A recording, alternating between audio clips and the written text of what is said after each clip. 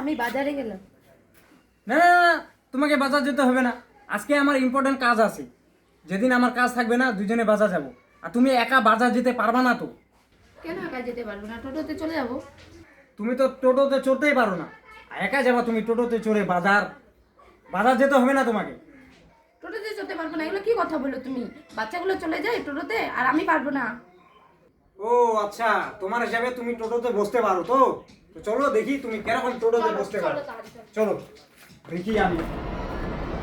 এই টোটো এদিকে আসো।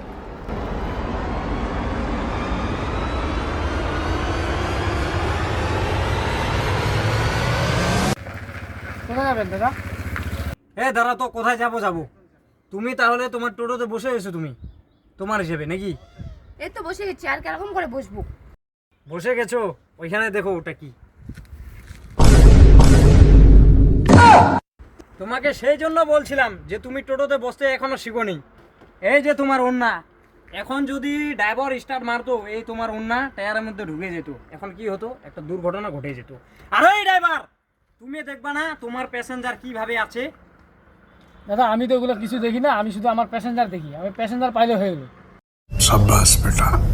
তোমার গাড়িতে মহিলা প্যাসেঞ্জার বেশি বসে, তোমাকে দেখার উচিত শাড়ির আঁচল ঝুলে আছে না উন্না ঝুলে আছে, তোমাকে দেখার উচিত তো। তো এই ভিডিওটা বানানোর একটাই উদ্দেশ্য, সবার বাড়িতে মা বোন দিদি কেউ না কেউ আছে ফিমেল মানুষ। তো তারা যখন ট্রাভেল করে, বাইকে হোক টোটোতে হোক, ম্যাক্সিমাম দেখা যায় শাড়ির আঁচল ঢুকে যায় টায়ারের মধ্যে, চাকার মধ্যে। টোটোতে বসলে ম্যাক্সিমাম এরকম কেসগুলো আমরা দেখি। তো এটা একটা সতর্কতা ভিডিও। যদি কোনো পুরুষ মানুষ ছেলে মানুষ এই ভিডিওটা দেখে থাকো, তারা প্লিজ একটু তোমাদের ফ্যামিলি রিলেটিভদের কাছে এই ভিডিওটা পাঠিয়ে দাও।